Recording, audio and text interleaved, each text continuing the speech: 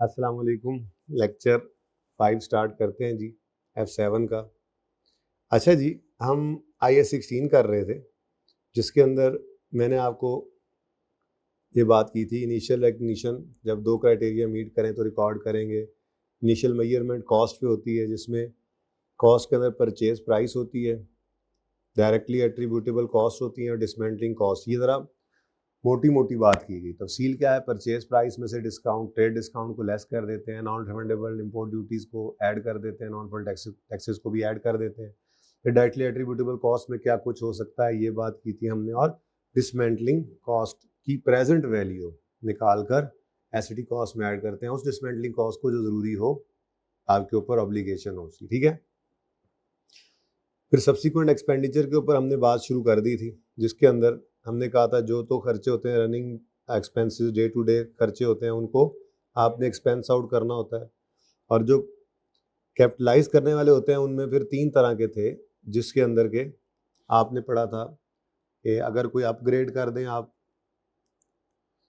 तो question number 5 हमने किया था कि उस अपग्रेड को क्या करना है, उस अपग्रेड को आपने एसिडी कॉस्ट में ऐड कर देना है। कैरिंग जो बुक वैल्यू होगी उसकी, उस बुक वैल्यू के अंदर जो बुक वैल्यू बिफोर अपग्रेड, उसमें आपने इसको ऐड करना है और फिर उसको उसका हिस्सा ही बना लेना है। तो revise book value remaining life पे डेफिसिट होती चली जाएगी। ये मैंने आपकी क्लास में सॉल्व किया था, सवाल नंबर 5। कोई मसला इसके अंदर? फिर बीच में से मैंने इसको स्किप किया और आ गए थे हम मेजर इंस्पेक्शन या ओवरऑलिंग के ऊपर। तो मेजर इंस्पेक्शन या ओवरऑलिंग के बारे में आपको कहा था कि ये ऐसे ही है, एसिड का पार्ट तो होती है, ये उसी के अंदर ही ऐड करते हैं, लेकिन इसकी अलग से लाइफ, अलग से डेप्रिसिएशन चलती है। तो जिस वक्त मिसाल के तौर पे हमने एक इंस्पेक्शन कॉस्ट 3 साल के लिए करवाई हमने, तो उसकी एंट्री हमने कर दी। मिसाल के तौर पे हमारा एरोप्लेन है, ठीक है, तो हमने उस एरोप्लेन को ही डेबिट किया, लेट से 500 रुपये की कॉस्ट थी, ठीक है, और कैश क्रेडिट कर दिया। ये 500 रुपये क्या है, ये इंस्पेक्शन की कॉस्ट है। एरोप्लेन की कॉस्ट अलग से आ रही है, एरोप्लेन पता नहीं, एरोप्लेन डेबिट कैश क्रेडिट, लेट से वो शायद जो है वो 15,000 का आया हो, हमें उससे क्या। फिलहाल मैं बात सिर्फ कर रहा हूँ आपको कि एरोप्लेन के अंदर जो हमने ये इंस्पेक्शन की कॉस्ट ऐड की है, ठीक है, इंस्पेक्शन कॉस्ट। अब एरोप्लेन अपने हिसाब से, अपनी यूजफुल लाइफ के हिसाब से डेफिसिट होगा, लेकिन सिर्फ इंस्पेक्शन कॉस्ट की अगर मैं बात करूं तो इंस्पेक्शन कॉस्ट जो है, इसकी लाइफ जो है, लेट से वो 2 साल है। तो 2 साल में हमने इसको डेफिसिट करना है, deficit debit, accumulate deficit credit 250 straight line से कर देंगे। उसके बाद फिर अगला साल आएगा, ईयर 1, ईयर 2 आएगा, तो हम डेप्रिसिएशन डेबिट, एक्यूमुलेशन क्रेडिट करेंगे फिर 250 से। अब ये 2 साल खत्म हो गए। अब तीसरे साल के पहले दिन हमने नई इंस्पेक्शन करवानी है, तो पहले पुरानी को डी रिकग्नाइज करेंगे। पुरानी इंस्पेक्शन ये 500 रुपये एसिड में पड़ी हुई थी, तो इसको वहां से निकाल दें, एरोप्लेन क्रेडिट हो जाएगा 500 से और एक्यूमुलेटेड डेफिसिट डेबिट हो जाएगा 500 से। कैश तो कोई आना नहीं, इसने को बिकना थोड़ा ही होता है। अब ये क्या हो गई, डी रिकग्नाइज। साथ ही इसी दिन आपने न्यू इंस्पेक्शन को ऐड कर लेना है, एरोप्लेन डेबिट कैश क्रेडिट। लेट से इस बार इंस्पेक्शन महंगाई होगी थोड़ी सी, 600 रुपये की होगी। फिर आगे ये मजीद 2 साल के लिए जो है वो आपके लिए वैलिड है, 2 साल में इसको मोटाइज करेंगे एंड सो डेफिसिट करेंगे, तो इसी तरह चलता रहेगा। सही है, कोई मसला तो नहीं है इस बात में, ठीक है। तो ये बेसिकली इंस्पेक्शन कॉस्ट का ट्रीटमेंट है। तो इसके नीचे क्या लिखा हुआ है मैंने, रिकॉर्ड करोगे इसको एज एन एसेट और डेफिसिट करोगे ओवर लाइफ ऑफ इंस्पेक्शन। तो ये हमने दूसरा सवाल किया था, लेकिन इस सवाल के अंदर ये बॉयलर था और बॉयलर की कॉस्ट थी 105 और उसने 12 साल पे डेफिसिट होना था, जबकि उसके अंदर जो इंस्पेक्शन उस वक्त शामिल थी 15 थी, उसकी लाइफ 4 साल थी। उस 4 साल के बाद उसने क्या हो जाना था, खत्म, और फिर नई इंस्पेक्शन करनी पड़नी थी, लीगल रिक्वायरमेंट होती है जैसे, ठीक है। तो उसके बाद फिर आपने इसमें से निकाल दी थी पुरानी इंस्पेक्शन, तो निकाली थी, तो जीरो यहाँ पे क्यों आ रहा है, क्योंकि यहाँ पर जो हमारी वर्किंग होती है ये बुक वैल्यू शो कर रही होती है। तो अगर देखा जाए तो 15 यहाँ पर 47 में शामिल हो गया, यानी जो आपने डेप्रिसिएशन इकट्ठी यहाँ पर निकाली हुई है, इसमें बेसिकली इंस्पेक्शन कॉस्ट का 15 तो निकल चुका होगा।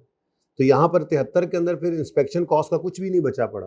हाँ, पहले साल के एंड पे होते तो सिर्फ 15/4 निकला होता, 1.5 आई थिंक बनता है ना, नहीं कितना बनता है,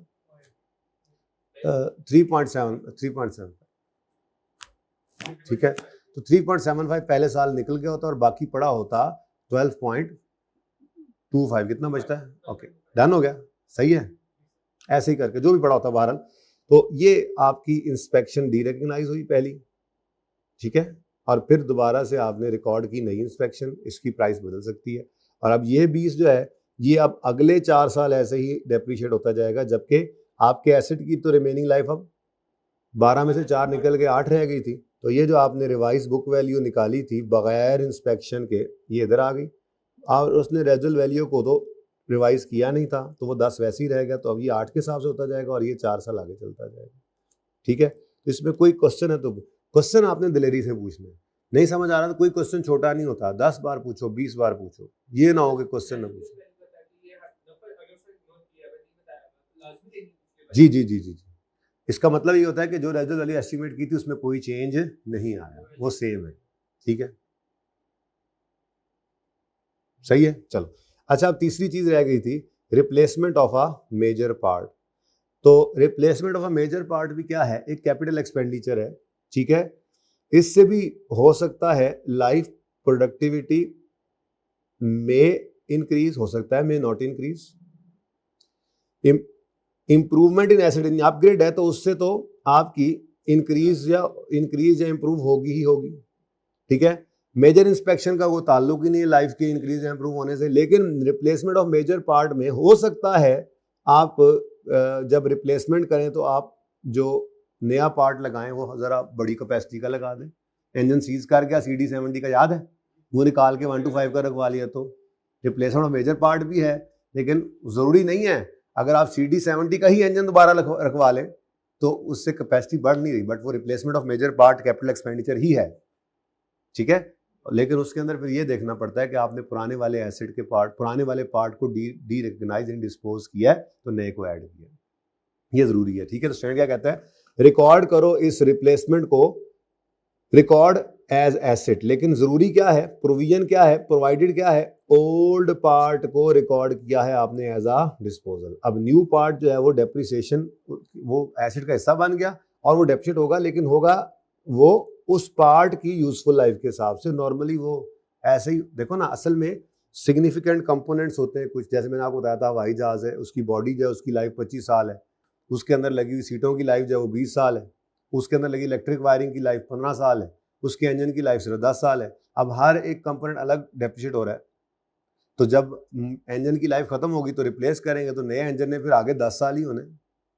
तो ये रूल है, ठीक है, कि आपने रिप्लेसमेंट ऑफ मेजर पार्ट को डेप्रिशिएट करना है उस पार्ट की रिमेनिंग यूजफुल लाइफ के हिसाब से, ठीक है। तो ये सब्सिक्वेंट एक्सपेंडिचर की सारी कहानी है, लेकिन हम क्वेश्चन नंबर 6 पहले कर लें, उसके बाद मजीद बात अगली करते हैं, ठीक है। क्वेश्चन नंबर 6 मैंने आपको कहा था ट्राई करनी है, आपने होमवर्क दिया था, तो कोशिश की थी आपने? नहीं की, ट्राई नहीं किया आपने, भूल गए थे, समझ नहीं आया था। चलो समझ आ जाता है इंशाअल्लाह, ठीक है। शुरू करते हैं जी काम को। अब मैं तो कहता हूँ इसको भी ना यहीं कर लेते हैं, उससे फ़ायदा ये हो जाएगा कि तीनों यहाँ पर ही आपके सामने आ जाएंगे, तो वहाँ पे फिर आपका रूल पड़ा हुआ है, साथ ही आपका ये जब देखना पड़ा तो इधर से आके देख लिए, ठीक है जी। तो ये आपका क्वेश्चन 5 है, क्वेश्चन 7 है, यहाँ पे हम क्वेश्चन नंबर 6 कर लेते हैं। फॉर्मेट हम वही रख लेंगे, डेट, डिस्क्रिप्शन,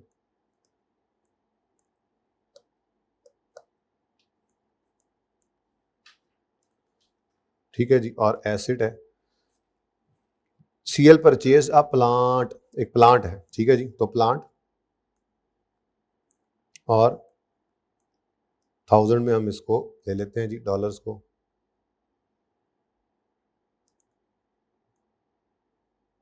ठीक है। अच्छा, अब किस दिन ये प्लांट खरीदा गया जी? 1 जनवरी 19 पे। सिग्निफिकेंट कंपोनेंट इसके अंदर एक मोटर है जो हर 5 साल बाद रिप्लेस करनी पड़ती है, ठीक है। Here are the details. Total cost of plant जिसमें मोटर की भी कॉस्ट शामिल है वो 1,20,000 है, ओके। 30,000 उसके अंदर क्या है जी? मोटर की कॉस्ट। तो 1,20,000 1 जनवरी 19 पर कॉस्ट आई है, वो पूरा 1,20,000 ही लिखेंगे हम, ठीक है। और इसके अंदर 30,000 की कॉस्ट है, ठीक है, 30,000 ये रुपीज लिखा हुआ है, इसको सही कर लें, ये माजरत ये बीच वाला रह गया मुझसे, ठीक है। ये $30,000 इसके अंदर क्या है जी, इसकी मोटर की कॉस्ट है, और बाकी 90,000 फिर क्या बचा, बाकी का प्लांट। अच्छा अब एक बात याद रखना, ये लिखे या ना लिखे, चलो लिख दिए, वैसे लिखा करता है सवाल में, रेजुअल वैल्यू सिर्फ किसकी दी हुई है उसने, अगर रेजुअल वैल्यू मोटर की भी दे देते तो डेप्शिएबल अमाउंट निकालते, उसको भी माइनस कर लेते उसकी कॉस्ट में से, ठीक है। तो फिलहाल तो सादा बात, 10,000 क्या है रेजुअल value of plant, useful life of plant है 10 साल, यूजफुल लाइफ ऑफ मोटर है 5 साल। लेकिन मैंने ना 19, 20, 21, 22 गुजार कर, बल्कि 19, 20, 21 गुजार के तीसरे साल के एंड पर या चौथे साल के पहले दिन मैंने इसको रिप्लेस करवा दिया। क्यों? अगर मैं इसको पूरे 5 साल पे ले जाता ना, तो इसकी ट्रीटमेंट और ओवरऑलिंग की ट्रीटमेंट में कोई फर्क ना रहता, तो मैं आपको क्या सिखाता फिर। बात समझ आ रही है ना। ओवरऑलिंग ने तो जितने अरसे की है ओवरऑलिंग इंस्पेक्शन ने तो अपने अरसे पे पूरा होकर खत्म होना है, लेकिन रिप्लेसमेंट मेजर पार्ट में अगर 5 साल पे इसको ले जाता तो 5वें साल के एंड पे इसकी बुक वैल्यू भी जीरो हो जाती, इसको डिस्पोज कर देते, कोई रुपया नहीं आया तो गेन लॉस भी नहीं आना था, और फिर नया पार्ट ऐड होता। तो वो तो ऐसे ही लगता जैसे ओवरऑलिंग वाला सवाल कर रहे हैं। तो थोड़ा सा चेंज करने के लिए मैंने इसको 5 साल से पहले ही रिप्लेस करा दिया, ठीक है। 3 साल पे जी इसको रिप्लेस कर दिया। इसमें हमने दोनों चीजें देख ली कि अगर कंपोनेंट्स, कॉस्ट के कंपोनेंट्स हों, अलग अलग डेफिसिट हो रहे हो, तो उनको लेके कैसे चलना है, और रिप्लेसमेंट आ जाए तो क्या करेंगे, ठीक है। तो यकम जनवरी 22 पे कुछ हो रहा है, तो मेरे ख्याल में पहले जंप लगा के वहां तक आ जाते हैं। तो 19 से 31 दिसंबर 19, 31 दिसंबर 20, 31 दिसंबर 21 पे मेरे ख्याल में आ जाते हैं। क्या ख्याल है? अब इसके अंदर 2 पार्ट थे, 90 मोटर ये प्लांट था जिसकी रेजर्व वैल्यू 10 थी, यूजफुल लाइफ इसकी 10 साल थी, और 3 साल डेप्रीशिएट हो चुका है। ये तो हो गया प्लांट वाला पोर्शन। बाकी का, और जो मोटर है उसकी कॉस्ट कितनी है 30, उसकी लाइफ कितनी है, और वो भी कितने साल डेप्रीशिएट हो चुकी, तो टोटल करें अगर तो ये डेप्रीसिएशन जो है वो आ गई कितनी 42। अब बुक वैल्यू बिफोर रिप्लेसमेंट, ये लिखने की तो जरूरत नहीं थी, लेकिन अभी फिलहाल मैं लिख रहा हूं समझाने के लिए। बुक वैल्यू बिफोर रिप्लेसमेंट जी कितनी है 860 नहीं 78, ठीक है जी। अच्छा उसके बाद अब हमने इसको करना है रिप्लेस, तो ये भी मांगा गया था सवाल के अंदर, जरा चेक करें, आप चेक करें जरा रिक्वायरमेंट में। Calculate carrying amount of plant जिसमें इंक्लूडेड हो अभी ओल्ड मोटर एज ऑन 31 दिसंबर 2021, तो ये मैंने निकाल दिया। उसके बाद क्या कहा जा रहा है जी, रिकॉर्ड करो जनरल एंट्रीज यकम जनवरी 22 पे फॉर रिमूवल ऑफ पुरानी मोटर और एडिशन ऑफ, तो पहले जनाब आप डिस्पोजल ऑफ ओल्ड मोटर यकम जनवरी 22 पर रिकॉर्ड करें। अब डिस्पोजल मैंने उस दिन थोड़ा सा आपको रिवाइज करवाया था, याद है? डिस्पोजल में क्या करना होता है आपने, जरा आप मुझे रिवाइज कराया था तो मुझे बताओ फिर क्या एंट्री होगी डिस्पोजल की। हाँ लेकिन जर्नल एंट्री नहीं की थी, मुझे याद आया, तो इसी वजह से मसला हो रहा है। ठीक है, माना कि आप यूं करते होते हैं कि आप कहते हैं जी एसेट अकाउंट क्रेडिट करें, उसके अगेंस्ट डिस्पोजल को डेबिट कर दें, अक्यूमुलेटेड एडिशन को डेबिट करें, उसके अगेंस्ट डिस्पोजल को क्रेडिट करें, और फिर कैश ले लें। ठीक है, तो यहां पे आ जाता था ये, मुझे उस दिन भूल गया था, असल में मुझे करना चाहिए था जर्नल एंट्री से भी, खैर अभी कर लेते हैं। तो कैश आ गया और गेन या लॉस दोनों तरफ आ सकता था बैलेंस, ठीक है। लेकिन अगर आप डिस्पोजल का अकाउंट ना बनाना चाहें तो जर्नल एंट्री डायरेक्ट करके भी आप जो है वो गेन ऑन डिस्पोजल, गेन या लॉस निकाल सकते हैं। वो कैसे होगा? बेसिकली ये जो स्टेप्स थे ना, स्टेप 1 एसेट अकाउंट में जाने वाले एसेट की कॉस्ट को निकालो, स्टेप 2 उसकी अकोमोडेशन को उसके अकोमोडेशन अकाउंट में से निकालो, स्टेप 3 कैश रिकॉर्ड करो, और स्टेप 4 में बैलेंसिंग फिगर आती थी, वो जर्नल एंट्री ही थी असल में। तो अगर मैं जर्नल एंट्री ऑफ डिस्पोजल करूं, ठीक है, तो कैसे होगी? स्टेप 1 एसेट अकाउंट को क्रेडिट करें एसेट की कॉस्ट से, जो आपने कहा एसेट को क्रेडिट करके डिस्पोजल को डेबिट ना करो, जर्नल एंट्री कर रहे हैं। अच्छा वैसे उस तरह से भी करें ना तो कैंसलेशन हो जाएगी डिस्पोजल के अकाउंट की, अल्टीमेटली जर्नल एंट्री वही बचनी है। ठीक है, तो हम वो जो स्टेप्स हैं उन्हीं को परफॉर्म कर लें सीधा। फिर अक्यूमुलेटेड एडिशन को डेबिट कर दें, जाने वाले एसेट की सारी जिंदगी की अक्यूमुलेशन से। कैश आया है या गया है? एसेट बिका है तो कैश आया है, कैश आया है तो कैश डेबिट कर लें, और गेन है तो क्रेडिट साइड पे बैलेंसिंग आएगा, लॉस है तो मैं कहता हूँ जी लॉस आ गया मुझे, बैलेंसिंग, ठीक है। तो ये कहाँ ले जाया करते हैं हम, प्रॉफिट एंड लॉस, ठीक है। तो यही जर्नल एंट्री है बेसिकली। मैं अगर आपको बात करूं कि आपने यूं कहा था जी एसेट को क्रेडिट करें कॉस्ट से और डिस्पोजल को डेबिट कर दें, मैं कहता हूं जी ये 10 रुपए अलर्ट से, ठीक है जी। उसके बाद अक्यूमुलेटेड एप्शन को डेबिट करें और डिस्पोजल को क्रेडिट कर दें, ठीक है जी, मैं कहता हूं जी ये 2 रुपए अलर्ट से। फिर आपने कहा जी कैश को डेबिट करें और डिस्पोजल को क्रेडिट कर दें, तो लेट से आपको आ गया जनाब 6 रुपए का कैश। अगर आप ये देखें तो ये गया ये गया ये गया, तो वही बचा एसेट क्रेडिट करो, डेबिट करो, कैश डेबिट करो, और बैलेंसिंग फिगर कहाँ आ जाएगी, गेन लॉस में। तो यहाँ पर भी अगले स्टेप में निकल सकते हैं। तो जर्नल एंट्री तो हम फिर वही करते हैं जो असल में हमारे स्टेप्स होते हैं कि एसेट अकाउंट में से जाने वाले एसेट की कॉस्ट को निकाल दो, उसकी अकोमोडेशन को अकोमोडेशन अकाउंट में से निकाल दो, कैश को रिकॉर्ड करो और बैलेंसिंग फिगर गेन या लॉस निकल आए। सही है, किया हुआ ये काम, किया हुआ है ना, तो इसीलिए दोबारा कराया। अच्छा अब तेजी में, वरना तो पूरा दिन लगा देते इस पे, ठीक है। अब अक्यूमुलेटेड डेप्रिसिएशन डेबिट होगा, पहले लिख लिया करो जर्नल एंट्री, एसेट बिका है तो कैश आया है, कैश डेबिट हो गया, और एसेट का नाम क्या है, प्लांट, प्लांट अकाउंट क्या हो जाएगा, क्रेडिट। अब ये है मोटर बेसिकली, ठीक है, प्लांट में से इस मोटर ने निकलना है, ये मोटर निकल रही है, डिस्पोजल ऑफ ओल्ड मोटर। तो स्टेप 1 में एसेट अकाउंट में से मोटर की कॉस्ट निकालनी है। मैं मोटर कॉस्ट लिखूं, मोटर कॉस्ट आपके समझने के लिए, वरना ये लिखने की जरूरत ही नहीं थी। तो मोटर की कितनी कॉस्ट थी, 30,000। ये कितना डेप्रीशिएट हो चुकी है, बेसिकली यही डेप्रीशिएट हो चुकी है। ये यहाँ पे ये वर्किंग कर लो, यानी हम यूं कहेंगे कि स्ट्रेट लाइन ना 30 डिवाइड बाय 10 इंटू 5 इंटू 3 जी, 18 रुपए की डेप्शन हो चुकी थी। कितना कैश आया, वो कहता है ऑन यकम जनवरी CL decided to replace the old motor due to early wear and tear. The cost of similar capacity of new machine is 32 with the residual value of 5। अच्छा अब कोई कैश नहीं आया, तो नहीं आया तो फिर मैं जबरदस्ती तो कुछ नहीं कर सकता, कैश जीरो ले लेता हूँ, मेरी मजबूरी है। अब मैं क्या करूँ, खुद से ज्यूम करूँ कुछ, नहीं लिखवाने की जरूरत ही नहीं है, कैश जीरो हो गया और आपको क्या आ गया जी, पीएनएल में। अब सवाल बना हुआ 12 रुपए का लॉस आ गया, ठीक है जी। ये मोटर आपने रिप्लेस कर दी, पुरानी मोटर पे कोई आपको कोई कबाड़िया भी नहीं लेकर गया उसको, इतनी बुरी हालत थी उसकी, ठीक है, पर ठीक है, नहीं है कैश कोई नहीं आया। तो ये जनाब आपकी डिस्पोजल की होगी जर्नल एंट्री। तो ये डिस्पोजल की जर्नल एंट्री आपने की है यहाँ पर अलग अलग, ये अक्यूमुलेशन अलग डेबिट हो रही है अक्यूमुलेशन अकाउंट में, और कॉस्ट अलग क्रेडिट हो रही है एसेट के अकाउंट में। लेकिन मुसीबत ये है कि मेरी वर्किंग में कॉस्ट और अक्यूमुलेटेड अलग अलग नहीं पड़ी होती, मेरी वर्किंग में तो बुक वैल्यू नजर आ रही है, तो फिर मुझे मजबूरन बुक वैल्यू ही यहां से माइनस करनी पड़ेगी। तो बेसिकली मुझे यहां पे लिखना चाहिए था book value of old motor, मैं यहां से माइनस कर देता हूं, बल्कि डिस्पोजल ही लिखो, लेकिन यहां पर थोड़ी सी working, disposal of old motor.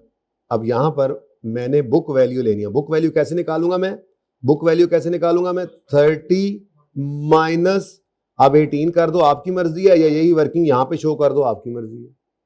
बात समझ आ रही है, क्या करना है, 18 माइनस कर दो जी, कितना आता है, 12 रुपए की बुक वैल्यू यहां से निकाल दो। ये बेसिकली 12 ही है, चेक कर लो, 12 से नेट में एसेट अकाउंट क्रेडिट हुआ है, 1 रुपया नहीं आया, तो 12 का 12 क्या हो गया, लॉस।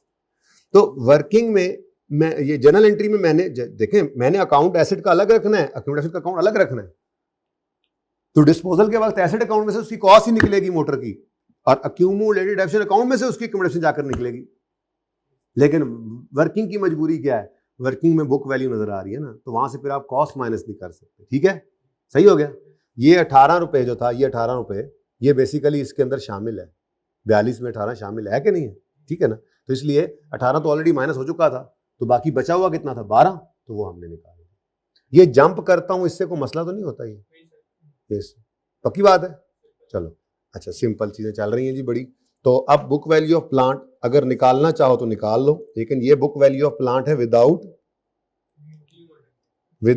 मोटर, यूं कह ले, बुक वैल्यू ऑफ प्लांट है,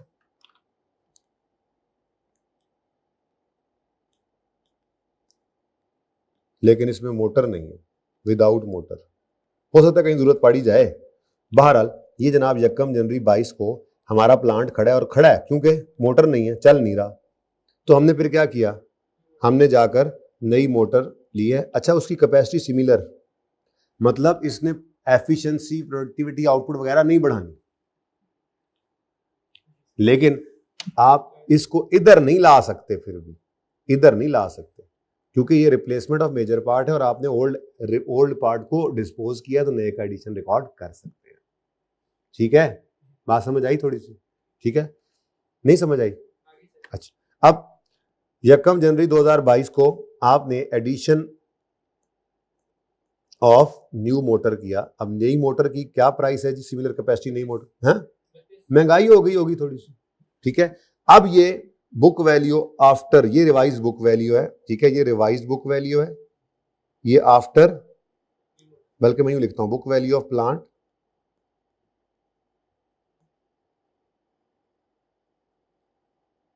आफ्टर एडिशन या after replacement of major part, जो भी लिख लें, जो भी लिख लें, आप आपके समझाने के लिए लिख रहा हूं जी। कितना? अब जब आपने इसको एक, अच्छा ये जो आपने ऐड किया 32, इसकी क्या एंट्री होगी बताओ? बेहतरीन, प्लांट डेबिट करने, प्लांट में तो ऐड कर रहे हैं, प्लांट डेबिट कैश क्रेडिट कितने से जी? तो ये मैंने आपको सिखाया क्या? डिस्पोजल, ओल्ड पार्ट के डिस्पोजल की जर्नल एंट्री है, और अगली है न्यू पार्ट की, न्यू मोटर की एडिशन की, और ये उसने रिक्वायर भी किया हुआ था सवाल में। ठीक है, चेक करो। रिक्वायरमेंट बी है रिमूवल ऑफ ओल्ड मोटर की एंट्री करो और एडिशन ऑफ न्यू की। तो ये जनाब आपका बी आ गया, बी का 1 है और ये बी का 2। ठीक है, अब आगे भी बढ़ना है जी। मैं तो आपको कैलकुलेशन से कर रहा हूं, लेकिन साथ साथ ये रिक्वायरमेंट उस हिसाब से बनाई है। तो कैरिंग अमाउंट निकालनी है 31 दिसंबर 22 पे। अब जब आप डेप्रिशिएट करने आएंगे एसिड को, तो अब भी एसिड की जो 90 वाली कॉस्ट थी उसमें से बहुत सारी अमाउंट डेप्रिशिएट हो चुकी हुई है। अब वो 90 वाली कॉस्ट जो है उसकी बुक वैल्यू कितनी है, ये आपके सामने आ रही है 66। Very good. और इसी दिन खड़े होकर, जिस दिन ये गड़बड़ें सारी हो रही हैं, इसी दिन खड़े होकर आपने क्या करना है? रिमेनिंग लाइफ निकालनी है। तो एसिड 10 साल लाइफ रखता था, अगर उसमें से 3 गुजर गए तो रिमेनिंग कितने हैं? 7। अच्छा, कभी भी आपने यहां पे 31 दिसंबर 22 नहीं लिखना, वरना कहीं खुदा ना खास्ता आप रिमेनिंग लाइफ 6 ना ले जाएं। क्या मतलब? जब आप 1 जनवरी 19 पे एसिड खरीद कर लाए थे तो उसकी लाइफ कितनी थी? 10 साल। जब पहले साल डेप्सिट करने लगे थे तो डिवाइड बाय 10 किया था, 9 क्यों नहीं किया था? पहला साल, एक साल गुजर तो नहीं ना क्या, डेप्सिट अब निकाल रहे हैं। इसलिए आपकी चेंज यहां पर आई है ना, ये 1 जनवरी 22 पर। अब आपने 31 दिसंबर 22 की जब डेप्सिट लेनी है तो लाइफ 31 दिसंबर 22 पे खड़े होकर रिमेनिंग नहीं निकालनी, 1 जनवरी 22 पे।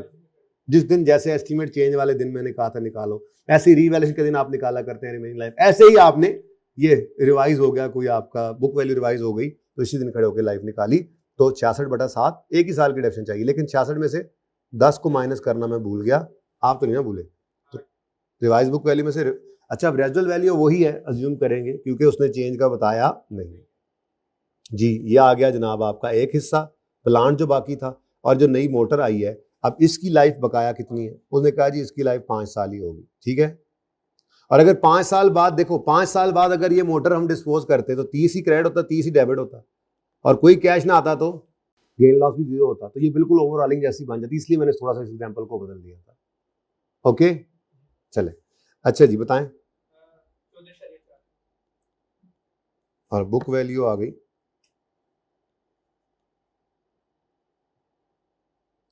83.61।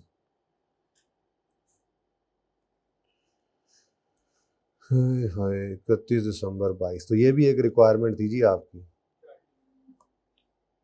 ठीक है, चल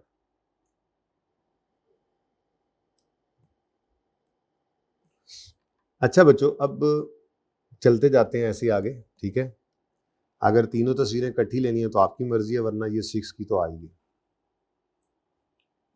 अच्छा जी, अप्रोच क्या रहेगी, मैं आपके साथ थोड़ी अब डिस्कस कर लूँ चीज़ें, अब क्योंकि काफ़ी अब बेहतर होने लग गई हैं। वैसे तो मैं आज की क्लास के बाद आपको किट में से क्वेश्चन दे सकता हूँ सिर्फ IAS 16 के, पर मेरे दिल में ये आ रही है थोड़ा सा भी काम चलाते जाएं। जो चैप्टर 1 इन्होंने बनाया हुआ है उसके अंदर IAS 23 भी है, IAS 20 भी है, IAS 40 भी है, तो ये 3-4 स्टैंडर्ड छोटे छोटे ये भी कर लें इस वीक में, और फिर एंड पे मैं आपको बताऊंगा यहाँ से लेके वहां तक सारे सवाल तुम करो, तुम्हारा काम जाए, और अगले दिन आपको कहोगे सर एक भी मसला नहीं आया। ठीक है, तो कैप्लन की बुक जो है उसकी रीडिंग बहुत, बुक की रीडिंग बहुत ज़रूरी है। मैंने आपको डे 1 पे बताया था कि बुक रीडिंग जो है उसमें हमने कैप्लन को यूज़ करना है। ओके, नोट्स में एडिशनल देता रहूँगा, ऐसे ही क्वेश्चंस हुआ करेंगे छोटे छोटे, हर स्टैंडर्ड के छोटे छोटे क्वेश्चंस में आपके साथ शेयर किया करूँगा, जो कॉन्सेप्ट समझ आ जाएगा आपको। फिर बुक रीडिंग आपने मेरे साथ, मतलब आपने ही करनी है, मैं भी थोड़ी बहुत आपको वो छेड़ता रहूँगा और दिखाऊँगा ज़रूर। जैसे मैं अगर आपको ये जनाब दिखाऊँ आपको चैप्टर, ये चैप्टर एंड पे पहुंचा हुआ था, ये टेंजिबल नॉन करंट एसेट्स का ये चैप्टर नंबर 2 है। बेसिकली चैप्टर 1 के अंदर फाइनेंशियल स्टेटमेंट्स की रिवीजन करवाई गई थी। अब इधर देखो, ये तसल्ली सिर्फ आपने करनी है एक बार, जैसे आज इसकी तसल्ली आपने कर लेनी है, मैंने अभी रिवैल्यूएशन रिवाइज करवा देना ना, ठीक है, तो ये सारे नोट्स आपके पढ़ने काबिल हो गए हैं। और अगर चाहेंगे तो मैं आपको बता दें, मैं चैप्टर वाइज भी बता दूंगा आपको, कल मैं निशान लगवा दूंगा आप कि यार ये वाले आप एमसीक्यूज कर लें, ये वाले आप मल्टीपल टास्क क्वेश्चन जो शॉर्ट क्वेश्चन आते हैं वो कर लें। मैं बड़े सवालों में तो अभी फिर इसकी एडजस्टमेंट ही है, वो फिर जब फाइनल अकाउंट शुरू करेंगे तब। तो ये देखें जी, रिकग्निशन क्राइटेरिया पढ़ा है हमने, फिर इनिशियल मेजरमेंट क्या क्या चीज़ आनी चाहिए, ये डिसमेंट कॉस्ट की डिस्कशन हुई पड़ी है यहाँ पे, ठीक है। एक दफ़ा पढ़ के देखना है कि ये चीज़ें सारी हमें समझ में आती हैं या नहीं आती हैं, बहुत ज़रूरी है। सब्सिक्वेंट एक्सपेंडिचर में जो एनहेंस करे, अपग्रेड होता है, ठीक है, और या जो ओवरऑलिंग हो या जो रिप्लेसमेंट हो, ये सारी बातें मैंने एग्जांपल्स के साथ आपको करवाएंगे, ठीक है। बाकी सारों को कहता है वो एक्सपेंस आउट कर दो, ये छोटी छोटी एग्जांपल्स आपने देखनी है। डेप्रिसिएशन ज़बानी कलामी हमारी बात हुई ज़रूर है, आपने इसको देख लेना यहाँ से, ठीक है। ये review of useful life and residual value मैंने कल आपसे जिक्र किया था, ये एस्टीमेट चेंज है, ठीक है। इसको तसल्ली से एक बार पढ़ना है आपने। मेजर इंस्पेक्शन, ओवरऑलिंग, ये बात मैंने आपके साथ कर ली है। ओवरऑलिंग कॉस्ट की एग्जांपल है, इनको करके देख लेंगे। रीवैल्यूएशन आज मैंने शुरू कर देनी है, इसके अंदर जो बातें हैं वो भी आपको मैं आपको सिखाऊंगा, पढ़ाऊंगा। तो ये चैप्टर तो इतना ही है बस, ठीक है। यहाँ से फिर क्या शुरू हो रहा है आगे देखें, डिस्पोजल भी करवाना ही है, आज तो नहीं होगा, कल जाके ये खत्म होगी कहानी, ठीक है। उसके बाद ये देखेंगे आगे। तो इस बुक को आपने रीड करना है, ठीक है। मैं तो कुछ भी नहीं छोड़ूंगा, लेकिन आपने ना रीड किया तो आपने समझो कुछ भी नहीं किया, ठीक है। हाँ, तो अब ये तरतीब मैंने पहले बताया था, क्लास नोट्स चलेंगे, कैप्लन की बुक चलेगी और किट्स। तो फिलहाल तो एक किट आप करते रहें, उसके बाद जो किट बीपीपी की मुझे लगेगी कुछ रेलेवेंट चीज़ें हैं, जाहिर है वो भी करनी है, रखनी आपने दोनों ही है, ठीक है। वो फिर मैं आपको साथ के साथ बताता रहूँ, ठीक है। ओके हो गया? कुछ देखना चाह रहे हो, कुछ पूछना चाह रहे हो?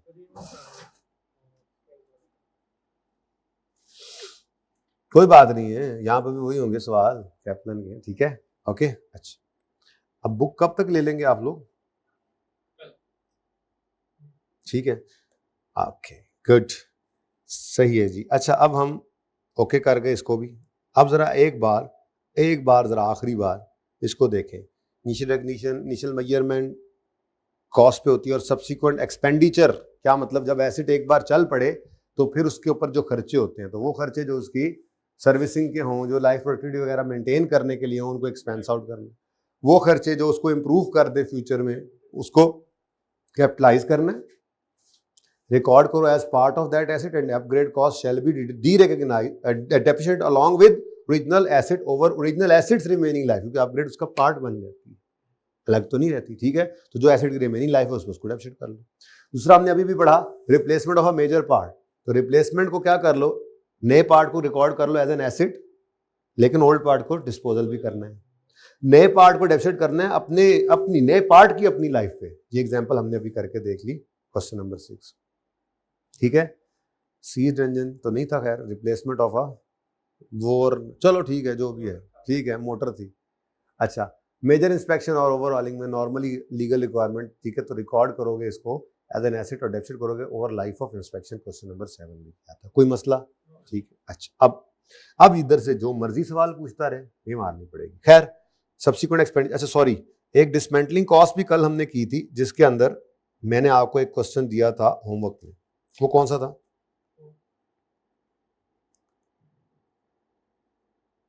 अच्छा, ये बड़ी इंपॉर्टेंट बात मैंने आपको की थी, हाइड किया था। क्या मतलब, मैंने कहा था पूरी कहानी तो ये है, ठीक है, पूरी कहानी तो ये है जो आपको पता नहीं वो बोर्ड पे करवाई थी, ठीक है, पूरी कहानी तो बोर्ड पे करवाई थी ना बोर्ड पे, ठीक है। लेकिन कभी कभी वो एमसीक्यू में अधूरी कहानी भी पूछ लेता है, सिर्फ प्रोविजन फॉर डिसमेंटलिंग का बता दे, ओके, प्रोविजन डिसमेंटलिंग के की रिस्पेक्ट में क्या क्या एक्सपेंस बनेगा। तो एक तो 44 की लायबिलिटी बनी थी, इसको अनवाइंड करना है तो एक्सपेंस इंटरेस्ट के नाम से जाना है, और दूसरा जो 44 एसिड का पार्ट बना था वो एसिड की यूजफुल लाइफ के हिसाब से साथ साथ डेफिसिट होकर एक्सपेंस आउट होना है। तो दो हिस्से इसके बन जाते हैं, इसी 44 इसी प्रोविजन, वो 100 की प्रोविजन के दो हिस्से, एक इंटरेस्ट के नाम से एक्सपेंस बनता है, दूसरा डेफिसिट के नाम से। तो ये बड़ी इंपॉर्टेंट बात थी, एमसीक्यूज में ये काम देगी आपको, ठीक है। अच्छा मैं ना थोड़ा सा इसको जरा एक और तरीके से भी करवाना चाह रहा हूं, ये तो आपको समझ आ गया था, ठीक है। अब मैं एक ऐसे तरीके से आपको ये कैलकुलेशन करवाने लगा हूं जिस तरीके से आपको, वैसे तो आपका एस्टीमेट चेंज नहीं है इस प्रोविजन का, वो IFRIC 1 के अंदर देखा जाता है, लेकिन इससे एक फायदा आपको ये हो जाएगा, अगर कभी सवाल में आपको जंप लगाना पड़ता है तो आप जंप लगा लिया करेंगे, ठीक है। मैंने आपको जो क्वेश्चन करवाया था, कौन सा क्वेश्चन करवाया था जी? क्वेश्चन नंबर जी बोले, क्वेश्चन नंबर बताना पसंद करेंगे? 3। ये क्वेश्चन को बिल्कुल उसी तरीके से प्रेजेंट करना है, ऐसी बात नहीं है, लेकिन एक तरीका, एक जुगाड़ है छोटा सा, ठीक है। वो क्या है जरा देखिएगा, डेट, डिस्क्रिप्शन, प्लांट और प्रोविजन, यही हमारा फॉर्मेट है ना वर्किंग का, ये साथ साथ चल लेते हैं। अब यकम जनवरी 16 पर हमने एसिड खरीदा था जिसकी कॉस्ट थी 300 रुपए, $300, ठीक है जी, ऊपर ही लिख देते हैं। 1000 में है या सिर्फ डॉलर्स में है? ठीक है, और ये पढ़ा ना क्वेश्चन 3, 300 ये, ठीक है। अच्छा अगली बात, उसके बाद मैंने कहा था अभी वेट करो, इसमें प्रोविजन ने ऐड होना है, ठीक है। तो हमने यहां पर क्या कहा था जी, $100 की प्रोविजन फॉर डिसमेंटलिंग होगी, लेकिन रेट क्या था जी सवाल में? 10% था, 7% था, और कितने साल बाद डिसमेंटलिंग करना था हमने? तो डिसमेंटल 12 साल बाद करना है, तो 7 रेज़ टू पावर -12, तो आंसर आया था 44 ही हमने कर दिया था ना फिर इत्तेफाक राय से, और राउंड कर दिया था ना यार 44, लेकिन एमसीक्यूज में राउंडिंग नहीं करनी, ठीक है।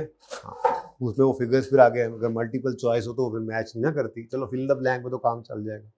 अच्छा अब इस 44 को आपने इधर ऐड किया, मैंने आपको इसकी एंट्री सिखाई थी, पहली एंट्री हमने क्या की थी, यकम जनवरी पे एंट्री क्या की थी जी बोले?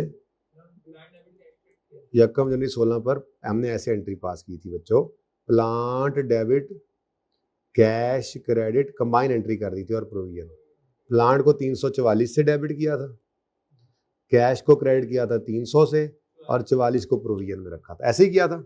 अच्छा अब मैंने आपको ये करवाया था, चलो पहली बात, पहले डेप्रीशिएट करना है, डेप्रीशिएट करते हुए डेट नहीं लिखनी, ठीक है। तो 344 को हमने कहा था जी कितने साल लाइफ है?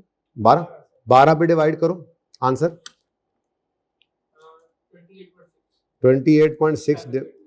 28.7 की डेप्रिसिएशन आ गई थी, ठीक है जी।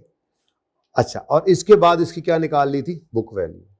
जरा ध्यान से देखिएगा, आप एक काम है, एक चीज सिखाने लगा हूं, ठीक है जी, बोलिएगा बुक वैल्यू कितनी है?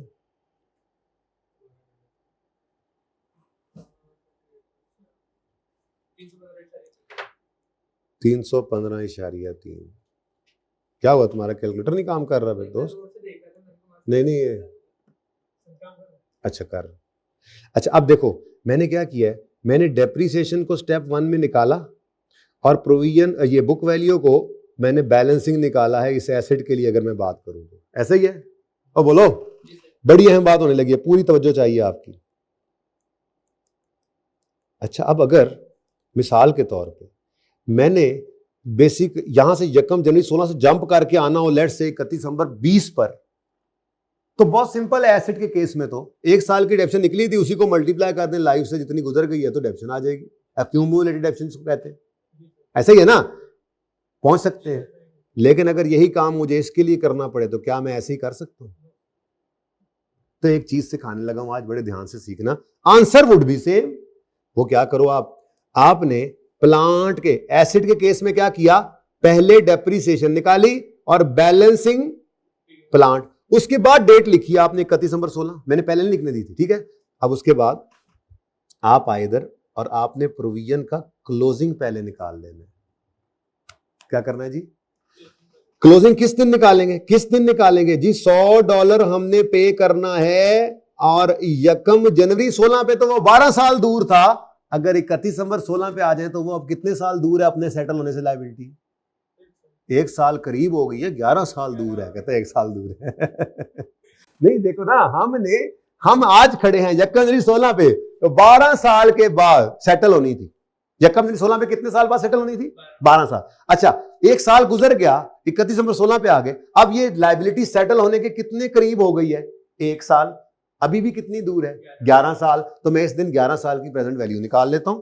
ये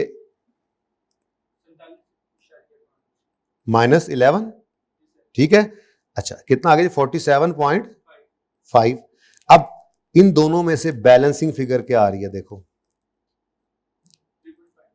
3.5। जरा जाकर चेक करो कल वाले सॉल्यूशन के अंदर, क्या ये 3.5 ही नहीं था? वैसे चेक कर लो, 44 पे लगा लो 7%, राउंडिंग का डिफरेंस हो सकता है। ये 47.1 है, सही फिगर। पता नहीं भाई ने फिर क्या निकाला है, आ गया एक और कैलकुलेटर जी। 47.1 तो ये आ गया 3.3। तो अब जरा देख लो जाके कल वाले सवाल में क्या था, मेरे सामने है नहीं वो सवाल। 3.3 है, 3.3 है, ठीक है। अच्छा मेरी बात सुनो ना भाई, मेरी बात सुनो, बड़ी सादा सी बात है। यार बच्चों को जरा कैलकुलेट कर दो। 100 into 1.07 raise to power -11, answer बताओ। आंसर क्या है जी? 5, ठीक है। अच्छा, अब वो 100 के ऊपर आप लगाओ जरा 12%, राउंडिंग खत्म कर दूं? ठीक है। नहीं 100 के ऊपर 7% लगाओ मेरे दोस्त, 7%। तो और कितने परसेंट? 44 पर 7% लगाओ, 3.1। अब इसमें फर्क क्या है? वो राउंडिंग का है। मैं जरा राउंडिंग को खत्म करता हूं, सिर्फ ये कॉन्सेप्ट समझाने के लिए, ठीक है, कि दोनों में फर्क नहीं आना चाहिए। अब $100 को प्रेजेंट वैल्यू पे लेकर आओ, 12 साल पीछे लाओ, तो 44 पॉइंट कितना बनता है? 04, ठीक है जी। ये 44.04 इधर ऐड हुआ। अब सब जगह पे करना पड़ेगा ना जरा, ठीक है, थोड़ी सी मुशक्कत करें। 44.04, 344.04 डिवाइड बाय 12, आंसर इज, जल्दी बताओ। 40 है ये। अब सही है, मुझे भी अब यही सही लग रहा है जी। 38, एक मिनट, इसको डिवाइड किया किससे जी? 12 से, तो ये आ गया जनाब 28 पॉइंट, ये तो राउंड हो गया, सही रह गया, ठीक है। अच्छा, अब इसका बैलेंसिंग फिगर निकालो, 44.4 और 47.5, ठीक है। अब ये क्या किया हमने? ग्रो किया। ये क्या किया जी? हमने ग्रो किया है लायबिलिटी को, लेकिन निकाल क्या लिया इसको? As a balancing figure. दोनों में फर्क आना नहीं चाहिए। मैं कैलकुलेटर भी उठा लेता हूं मेरे ख्याल से, ठीक है। अब फर्क आना भी नहीं चाहिए। 44.4 पे लगाओ 7%। इसमें राउंडिंग ने कल 4, आप लोगों ने 04 बोला था तो मैंने कहा था छोड़ो, अगर 4 बोलते तो मैं लिखता जी। 3.1, ठीक है। यार तुम्हारे कैलकुलेटर में कोई मसला है, तो 3.10 को 3.01 आप कैसे बोल लेते हो? मुझे ये समझ नहीं आ रही। यहाँ पे भाई फर्क है। मैं एक प्रूव करने लगा हूँ चीज, तो मेरे लिए 0.01 की भी इस वक्त इंपॉर्टेंस है। समझे इस बात को? मैं ये कहना चाह रहा हूं, हमें नहीं फर्क पड़ता हम पहले इंटरेस्ट निकाल के इसको बैलेंसिंग निकालें या इसको पहले निकाल के इंटरेस्ट बैलेंसिंग निकालें। Got it? समझ आई बात की? अब मैं दोबारा बताता हूं आपको मैं क्या कह रहा हूं। कल हमने क्या किया था? कल तक हमने ये किया था कि जी 44.4 को पकड़ो, उस पे 7% लगाओ, आंसर क्या आता है? और इसको क्या कर लो? बैलेंसिंग 47.5। कोई मसला? इसकी एंट्री हमने की थी interest expense debit provision credit. कोई मसला?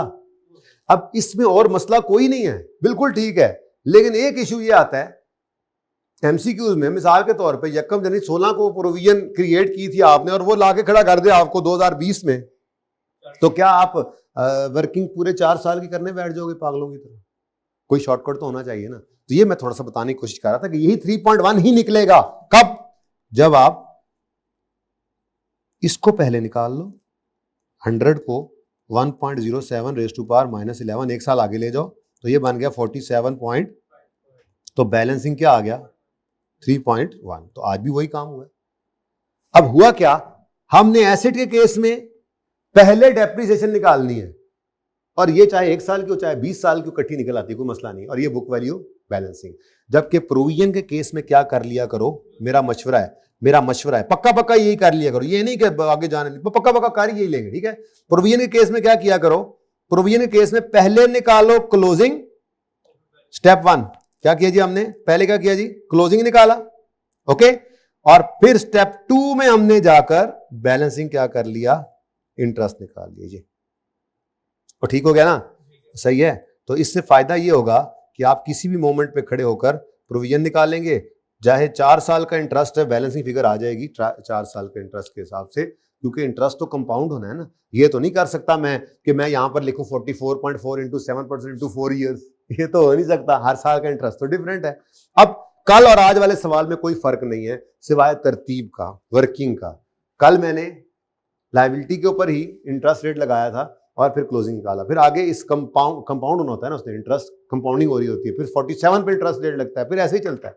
लेकिन अब मैंने थोड़ा सा तरतीब को बदला है, जिससे फायदा ये हो गया कि हम किसी भी मोमेंट पे खड़े होकर 1 मिनट के अंदर ये निकाल लेंगे। वर्किंग में कोई चेंज नहीं आया, एंट्रीज में कोई चेंज नहीं आया। 1 जनवरी 2016 के ऊपर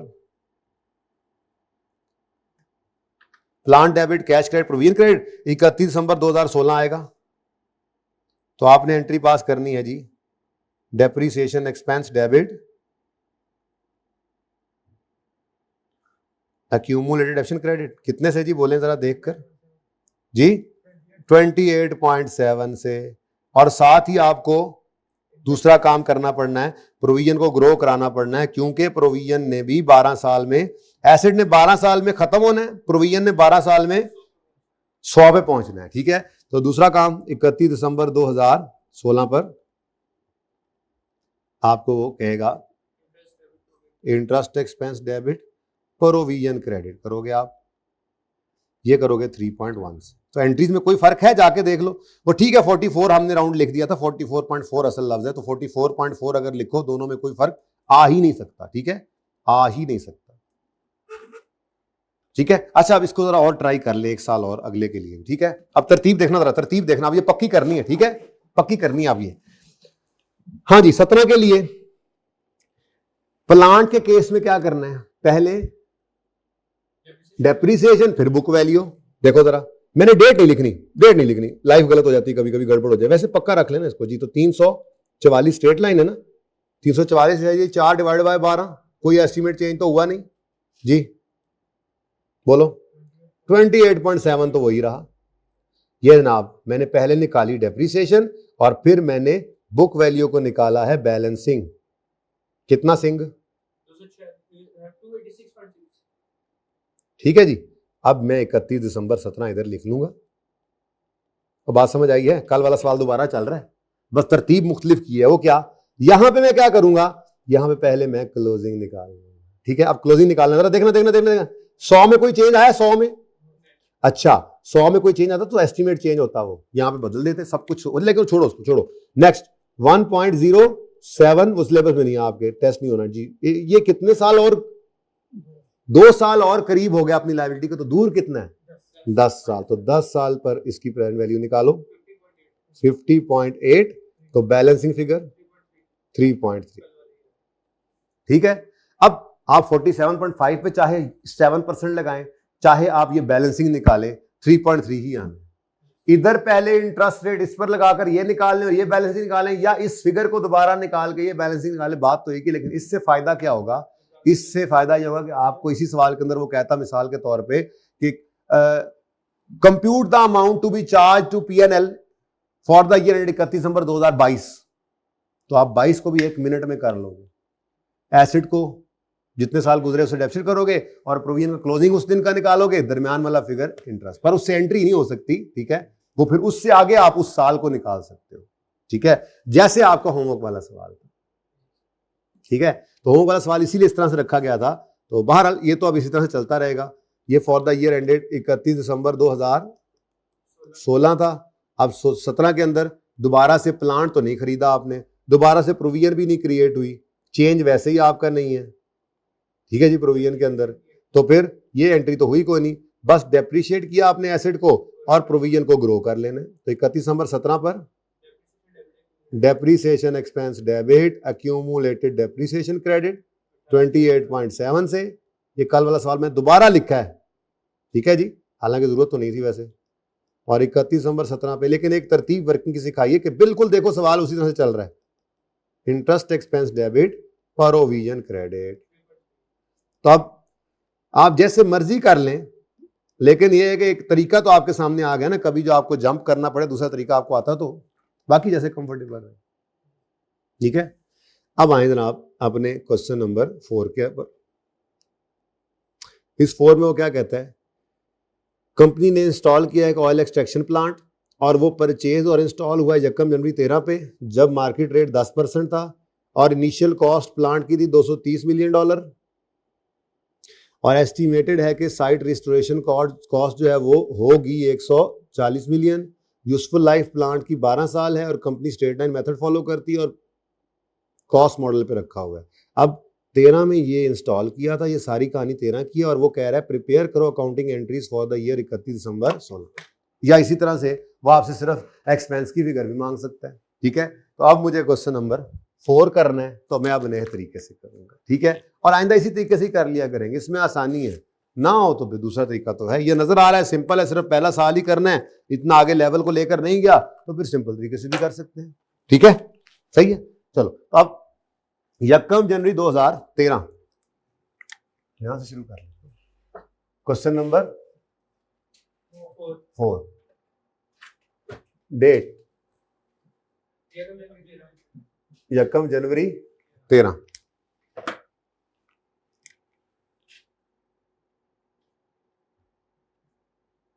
डिस्क्रिप्शन यहां पे आ जाएगी।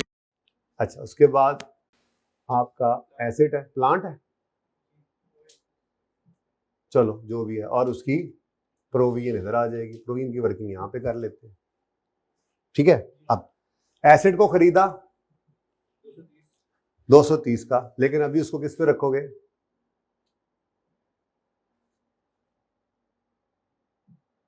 मिलियन में है, ये एक बार लिख लो, जान छुड़ाओ, बार बार कौन लिखे मेरे मिलियन में, ठीक है। अच्छा, अब 230 का तो ये प्लांट था और साइट रिस्टोरेशन वुड अमाउंट 140, यानी कि फ्यूचर की वैल्यू है, और लाइफ है 12 साल, जिसके बाद 12वें साल के एंड पे आपको इसे करना पड़ेगा, डिस्काउंट रेट गिवन है सवाल में 10% है, शुक्र है, नहीं तो मैं क्या भूल गया वहां, अभी लिख देता। अब इधर आओ, प्रोविजन क्या कह रहे हैं जी, कितना होगा 140 और 10% है, और कितने साल बाद है, बताओ आंसर, 4.7, 4.7, 44. को मसला है ऐसे इसके कैलकुलेटर में। अच्छा चले जी, अब ये 44.6 आपने इधर ऐड कर लिया और ये बन गया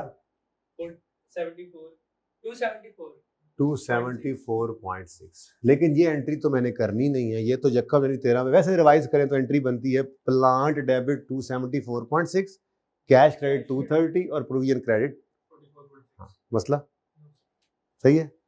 अब वो मुझे कह रहा है 16 वाले साल की एंट्रीज कर दो, मसला ही कोई नहीं, अभी कर देते हैं, तो नहीं 16 के एंड पे चले गए ना तो 16 में बीच में निकल जाएगा, 15 के एंड पे जाते हैं और 16 के लिए ओपनिंग बनाएंगे और फिर सिर्फ 16 के साल की वर्किंग आ जाएगी, लेकिन कम से कम 13, 14, 15, 3 साल की तो बचत होती है, क्या ख्याल है। तो यहां पे मैं आया, मैंने लिखा डेप्रीसिएशन 274.6 को डिवाइड करेंगे, डेट लिख भी लें, आपका चेंज इन एस्टीमेट नहीं है, वरना बच्चों को मैं अगर सिखाऊं चेंज इन एस्टीमेट भी हो इसके अंदर, इफ्रिक 1 चल रहा हो, तो फिर मैं बच्चों को कहूंगा डेट ना लिखो, अभी आप लिख सकते हो, कोई इतना बड़ा मसला नहीं। एनीवेज चलो अच्छा है, अभी से आदत बढ़ जाए, अगले पेपर के लिए भी तो फायदा ही हो जाएगा इससे जी। अब डिवाइड करो इसको 12 से, ये आ गई 1 साल की डेप्थ, लेकिन ये तो 31 दिसंबर 13 की होगी, मैं चाह रहा हूँ 31 दिसंबर 15 पे आऊं, तो मैंने यहाँ पे आकर लिखा है 31 दिसंबर 15, और यहाँ पे मल्टीप्लाई करके लिख दिया 3। ठीक है जी, आंसर 68.7 कर लूं 7 जी। अब बुक वैल्यू बताओ।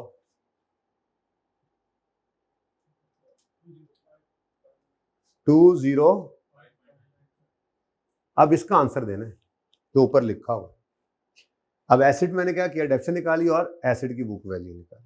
ठीक है, प्रोविजन में अब मैं ऐसे नहीं कर सकता कि मैं कहूं जी 44.6 इंटू 10% इंटू 3, क्योंकि हर साल का इंटरेस्ट बराबर तो नहीं है ना, कंपाउंडिंग होनी है, इसलिए ये एक शॉर्टकट है जिससे फायदा हो गया। ठीक है, हुआ कि नहीं हुआ।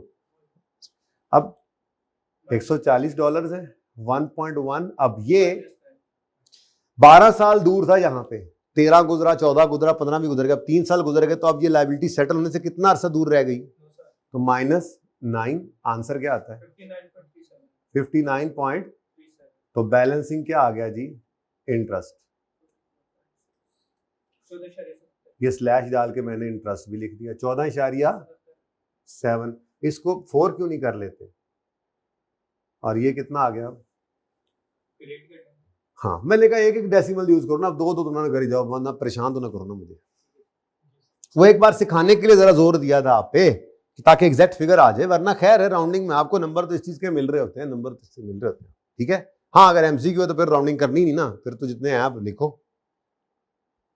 अच्छा, अब इसकी एंट्री भी नहीं कर सकते, इसकी एंट्री भी नहीं कर सकते, ये हाँ ये 3 साल के खर्चे हैं। ठीक है, अच्छा अब आता है हमारा साल। तो हमारे साल के अंदर अगर डेप्रिसिएशन निकालनी है 274.6 डिवाइड बाय 12 जी, कितना आता है एक साल है 22.8। या अल्लाह खैर हो जी।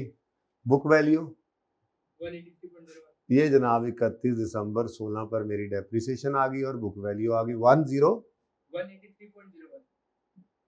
इसका 01 कैसे आ सकता है,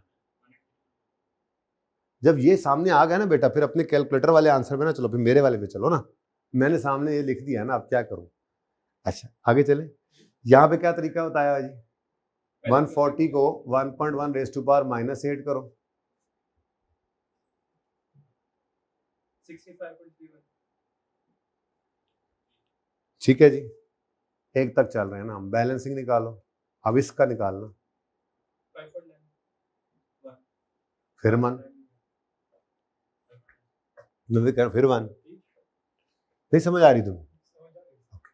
अच्छा अब यहाँ पे होगी कहानी खत्म।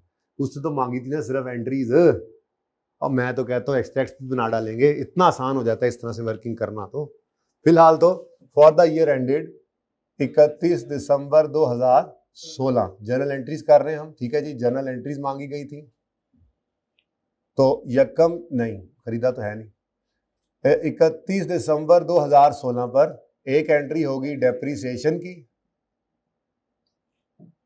22.8 मिलियन से। ऊपर लिख लेना, यहाँ पे एक बार ही लिख लेना ना ऐसे करके, हाँ dollar in million debit credit, ठीक है ना जी। और उसके बाद दूसरी entry interest expense debit provision credit. पर ये तो एंट्री मांगे तो इतना काम करना है ना, कितना 5.9। हो सकता है वो आपसे एमसीक्यू पूछे, हो सकता है वो आपसे एमसीक्यू ना पूछे बल्कि फाइनल अकाउंट्स के अंदर इस एडजस्टमेंट को दे दे।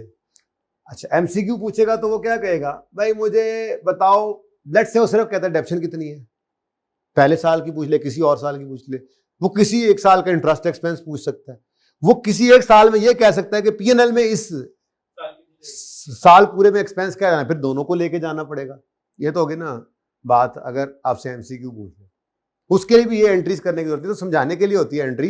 यहीं से आपको एक्सपेंसेस नजर आ रहे हैं, ये भी एक्सपेंस है, ये भी एक्सपेंस है, वो एसेट है इसलिए माइनस हो रहा है तो एक्सपेंस है, ये लायबिलिटी है इसलिए बढ़ रही है तो एक्सपेंस है।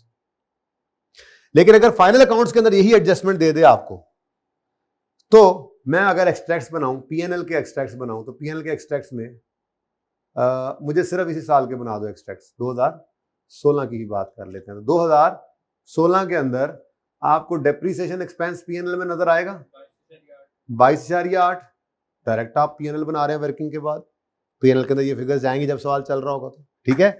उसके बाद आपके पास आएगा इंटरेस्ट एक्सपेंस, जाहिर है प्लांट है तो वो शायद कॉस्ट ऑफ सेल में एक्सपेंस चला जाएगा, और इंटरेस्ट एक्सपेंस जो है ये तो फाइनेंस कॉस्ट में जाएगा, पर मैं फिलहाल तो एक्सट्रैक्ट्स बना रहा हूँ तो मैं सिर्फ पीएनएल में भेज रहा हूँ, आगे फिर जो हेड्स हैं वो तो आपको बताएंगे, ठीक है, वो फिर जब करेंगे सवाल तो देख लेंगे उनको भी। 5.9, और अगर स्टेटमेंट ऑफ फाइनेंशियल पोजीशन के एक्सट्रैक्ट्स की बात करें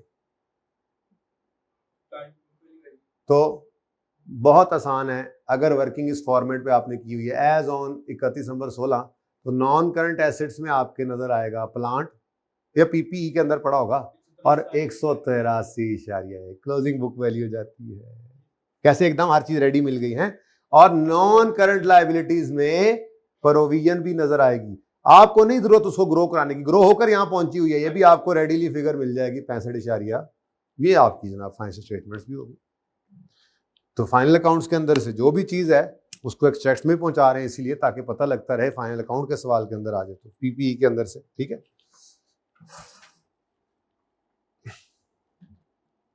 चलें जी, ये जरा वैसे प्लान में नहीं था मेरे, लेकिन हो गया, आप क्या करें। सब्सिक्वेंट एक्सपेंडिचर मैंने यहाँ पे थोड़ी सी अंग्रेजी लिखी हुई है, इसको आपने पढ़ लिया होगा, आपने अच्छे से तो इसको अपनी स्टडी टेक्स्ट से ही पढ़ना है, और इंशाल्लाह उसमें से भी कुछ नहीं निकलेगा। और कैपलन जो है वो अगर आपने सारी पढ़ी हुई है और दोनों किटें की हुई हैं तो कहीं भी नहीं जा सकता पर्चा फिर इंशाल्लाह कहीं नहीं जाएगा। बाकी हम उससे ज़्यादा एडिशनल चीज़ें पढ़ रहे हो क्लास में, आप देखोगे कि जो आपके नोट्स के अंदर चीज़ नज़र आ रही होगी उससे ज़्यादा हमने पढ़ा हुआ होगा, तो कम अज़ कम वो तो कवर कर ही रहा हूँ मैं, कुछ चीज़ें एडिशनल बता रहा हूँ तो उससे फ़ायदा होगा। लेकिन book reading is very very very important इस चीज़ में तो ख़ास तौर पर, ठीक है। कॉन्सेप्चुअली चीज़ों को वो चाहता है कि आपको आनी चाहिए, ठीक है। टाइम पूरा हो गया, पार्ट 2 शुरू करें।